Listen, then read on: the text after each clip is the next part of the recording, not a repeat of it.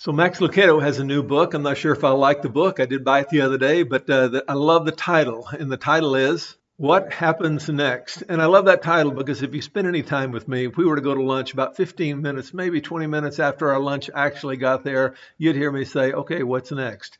If you were to tag along on a little shopping trip with my wife and I, we'd go to store number one. And if you were to listen to me after store number one, I'd say, what's next? And I have just a desire to know what is next. And apparently I'm not alone. Max Lucado says, the Christians live lives on tiptoe, ever searching the skies. We awaken with a thought every day, perhaps it will be today. Our hope is centered on the bodily return of Christ. We are looking to a new age in which Jesus will be crowned as the rightful king. We will serve as his grateful servants. All of history is headed to the great day that will inaugurate an endless era of justice, joy, and glory. In one of his earliest sermons, Peter declared, the Lord will send Jesus, the one he chose to be the Christ, but Jesus must stay in heaven until the time comes when all things will be made right. Things will be made right again. Does that assurance speak to your heavy heart? Are you weary of racism? Things will be made right. Are you weary of child abuse? Things will be made right. Are you weary of terrorists wreaking terror, rulers pillaging the poor, scandal infecting even the church? Things will be made right. This is the great Christian hope. This is our hope. He is our hope. Christ Jesus is our hope. Follow the counsel of Paul. Set your minds on things above, not on things on earth. I disagree with the person who says we can't be so heavenly minded that we are no earthly good. I've got a great theological word for that, and that word is hogwash. Hogwash, Max Lucado says. If you read history, C.S. Lewis wrote, you will find that the Christians who did the most for the present world were just those who thought the most about the next. He added, for example, the apostles themselves who set on foot the conversion of the entire Roman Empire, the great men who built up the Middle Ages, the English evangelicals who abolished the slave trade, William Wilberforce and others, all left their mark on earth precisely because their minds were occupied with heaven. So then, what do we learn about Christ's return from this passage?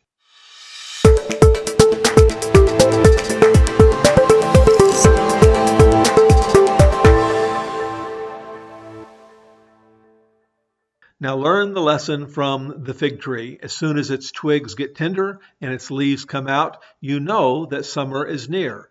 Even so, when you see all these things, you know that it, and the $64,000 question is, what is it? You know that it is near, right at the door. Truly, I tell you, this generation will certainly not pass away until all these things have happened. I remember reading that verse as a high school or probably junior high kid and thinking, well, that didn't sound right, all these things, because I thought it was talking about the second coming, and we're going to see here, I don't think it is. But anyway, he says, all these things will have happened. And to help us understand this verse, we need to look at the first verse of this chapter. As the saying goes, the Bible is a wonderful commentary on the Bible. Jesus is a wonderful commentary on Jesus. And if we go back all the way to verse 1, we look at what question he is trying to answer here.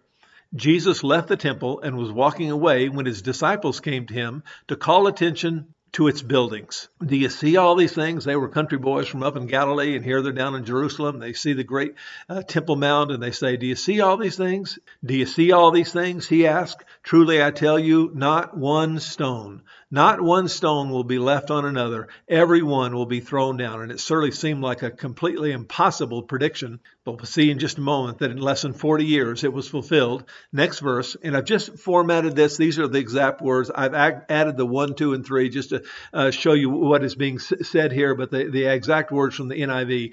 As Jesus was sitting on the Mount of Olives, so he's looking back to the Temple Mount, the disciples came to him privately. Tell us, they said, and they asked 3 questions. When will this happen? And what will be the sign of your coming? And the end of the age. And you can go to Jerusalem today and see these great stones. Here's actually a member of our church that visited these. And with the person in the picture, you can see a good sense of the scale of these stones. Let's continue reading. Verse 35, heaven and earth will pass away, but my words, what I've just told you, will never pass away. But about that day or that hour, no one knows, not even the angels in heaven, nor the Son, but only the Father. Now, Jesus says very clearly here that he did not know the day or the hour, that he had taken off something of his godness, as Philippians 2 says, and he took off his omnipresence, and here he says he took off his omniscience. He didn't know everything. As God, he surely did know everything, but as he became the God-man, he took off some of the characteristics of his godness. He never quit being God, but he did take off some of the characteristics of his godness. And if Jesus did not know when he was going to return, he cannot possibly be telling us when he was going to return, because he says clearly that he does not know. And he goes on to describe, as it was in the day of Noah, so it will be at the coming of the Son of Man. For in those days before the flood, it just was normal days. People were just going about their business. People were eating and drinking, marrying and giving in marriage. The marriage idea is there weren't any signs. There weren't any clues. They're just going about their life. Up to the day Noah entered the ark, and they knew nothing. There weren't any signs. There weren't any clues. There weren't any hints. They knew nothing about what would happen until all of a sudden the flood came and took them all away. This is how it will be at the coming of the Son of Man. 2 will be in the field, 1 will be taken, the other left. 2 women will be grinding at the hand mill, 1 will be taken, the other left. Daniel Doriani says about this verse, advocates of the rapture theory claim that it is good to be taken away, and it is bad to be left behind. But a close reading of the text indicates just the opposite. The term translated take away, airo in Greek, usually has the overtones of violent action and commonly means to remove, destroy, or kill. More telling still, we notice that back in 24:39, it says that those who did not listen to Noah knew nothing about what would happen until the flood came and took them all away, took all the bad people away. Because the available terms of Greek and English fail to match here, we can miss the fact that took away translates one Greek word, and that is airo. But after the flood, Noah and his family were left behind. They were the good people who were left behind. So the evil were taken away, and the covenant family was blessedly left behind. The world is God's good creation. The highest hope of the Christian is not to escape this world or bodily life, but to enjoy a renewed world in renewed bodies when the New Jerusalem comes down out of heaven, as recorded in Revelation 21. Continue reading. Therefore, keep watch, because you do not know what day your Lord will come. But understand this, if the owner of the house, he gave one illustration about Noah and now another illustration about a thief. If the owner of the house had known what time of the night the thief was coming, he would surely have kept watch and would not have let his house be broken into. So you also must be ready. You don't know when, but you must be ready whenever it's going to be, because the Son of Man will come at an hour when you do not expect him. So 5 observations from this passage about what we learn about Christ's return. The first one is this. This passage answers 2 questions, and we're not sure, I'm going to get to in a second, we're not sure exactly which verses deal with which one. In English, they appear to ask 3 questions. When will the city and the temple fall? What is the sign of Jesus' return? And what is the sign of the end of this age? A close reading of Matthew 24:3 in Greek shows that Jesus heard and understand only 2 questions. The sentence is governed by this duo, and this chapter is governed by this duo. First, when will the temple be destroyed? And second, what will be the sign that foretells both Jesus coming and the end of the age? Whatever the disciples intended, Jesus heard and answered 2 questions, one at a time. And I'm not sure about that one at a time. That's what leads me to say, observation number 2, scholars are actually divided as to exactly which verses speak to which event. In other words, if you were to read through this whole chapter, and you were to, let's say you read through it and you print up a copy where people don't mind scribble on it, and you pass it out to your group, and you ask everyone to highlight the verses in yellow that have to do with the prediction about the destruction of Jerusalem, and you ask people to highlight in purple the verses that deal with the second coming of Christ, my guess is your papers would not look all alike. My guess is if you were to read 50 commentaries and read carefully as to where these scholars believe this verse is talking about the second coming of Christ and this verse is talking about the destruction of Jerusalem, my guess is those 50 commentators would not all agree. My guess you couldn't get any two of them to agree exactly on verse by verse which verses apply to the destruction of Jerusalem and which verses apply to the second coming of Christ. What nearly every scholar will agree to is that there is some of both in this. We're just not sure which verses apply to one and which verses apply to the other. Again, Daniel Doriani, he says, our earlier studies conclude that Matthew 24:15 through 20, outside of today's study, refer exclusively to the fall of Jerusalem. This is where he says, don't even go back into the house, grab your coat, go, flee, go to the hills right now. None of that has anything to do with the second coming and wouldn't make any sense with regard to the second coming. It has exclusively to do with the destruction of Jerusalem in AD 70. The same passage has specific predictions about that defeat, the defeat of Jerusalem, and advice for surviving it. The rest of Matthew 24, we asserted in the exposition of 24:1 through 14, is a prophecy that has double fulfillment, very common in prophecy. One before AD 70 and the other preceding the return of Christ. We added that the predictions also contain principles that apply to Christians of every era, so that the woes Jesus forecast speak to every generation from the resurrection to the return of Christ. So then, Matthew 24 alternates between prophecies that apply to the entire age and following the work of Christ, including the period before his return, and prophecies that strictly apply to Jesus' own generation. Now, there's a Presbyterian perspective. Let's look at a Baptist perspective on this passage. This is David Platt. Solid Bible-believing Christians and scholars debate, and that's a key word here, they debate the various details of Matthew 24, including whether or not this text supports premillennialism, postmillennialism, or amillennialism. And if it supports premillennialism, in addition, there's the issue of the rapture. Does Matthew 24 support pre, post, or mid-tribulation rapture? Or is there even a rapture at all? Again, those critical questions deserve our serious study and attention. However, if we are not careful, we will miss the most important part in this text, and the most important part is be ready. Jesus' primary goal in Matthew 24 is not to answer our questions about every single detail of the end times.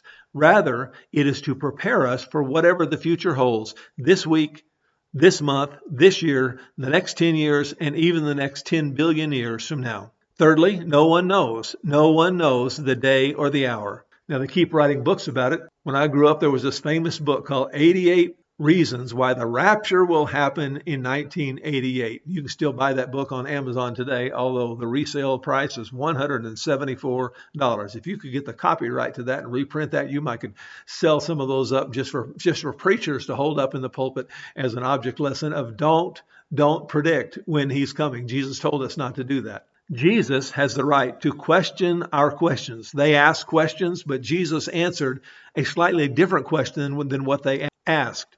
Jesus has the right to question our questions, and he exercises that right here. He refuses to state when he will return. He answers the who and the how, but he ignores the when questions. He tells us who will enter God's kingdom and how to prepare for that day when he will meet the Lord, but he doesn't tell us when. Observation number 4, it could be any moment. This is the big idea that Jesus wanted to present. It could be any moment.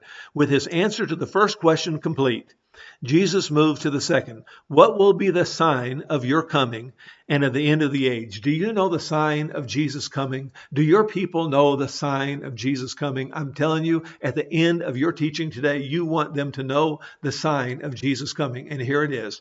Jesus answered that there is no sign.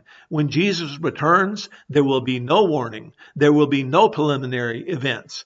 He will come like a thief in the night, suddenly, unexpectedly, when people are least prepared. What we do know, observation number 5, is the application, and that is we need to be ready. So you also must be ready. You be ready anytime, because the Son of Man will come in an hour when you do not expect him. Now, the $64,000 question is, what does it mean to be ready? You might ask that question with your group. What does it mean to be ready at any time for Christ's return? And just by the way, teacher, if you'd like to teach this in an unforgettable way, you might do it the way I heard a preacher do it when I was in junior high, and that is he was preaching along on the subject. Happened to be a stormy night, and maybe this was just the hand of God. I don't know. It might have been something he just worked out as an object lesson. But anyway, about halfway through that teaching on the second coming, every light in the place went out, and he stood there on the pulpit in silence for a minute or two, and then broke the silence by saying, "Have you ever thought? Have you ever thought about how suddenly the end will come?" And particularly if you teach in a room that doesn't have any windows and you're set up to do this, and you could have someone go down the hall and hit the breaker on that electric current for your room about halfway through your teaching, and then pause and then simply say, "Have you ever thought? Have you ever thought how suddenly Christ will return? Are you ready?" Well, Swindoll says, and I agree with him, that there's three things we need to think about as we think about being ready for Christ's return. The first thing we need to think about is, are you saved? Are you born again? Are your sins forgiven? Have you placed your trust in Christ? Are you saved? Secondly, are you, as much as it depends on you, and it doesn't depend completely on you, but as much as it depends on you, are you living at peace with all people? Have you done everything that you can do to reconcile with anybody in your world? Have you forgiven them of their sin? Have you done what you can to reconcile with people? And then thirdly, are you at peace with God? I think about my friend Bob Barrage, who went to be with the Lord a couple of years back. And he had gone to Houston to have heart surgery. And he called me the night before he went into surgery. And he said to me, he got about halfway through that phone call, and then suddenly he kind of stopped and he said, "Josh, I want you to know something. I want you to know something, and that is, it is well. It is well with my soul, Josh." And I think he was saying to me, "Josh, I might not make it through this surgery." And he didn't make it through that surgery. And he wanted me to do what I did. I stood up at his funeral, and I was able to say with everyone there, "Bob told me before he died, it was well with my soul." And I want to ask you, and I want to ask you to ask the people that you teach this week, is it well with your soul? Are you right with your Maker? Are you ready for his return?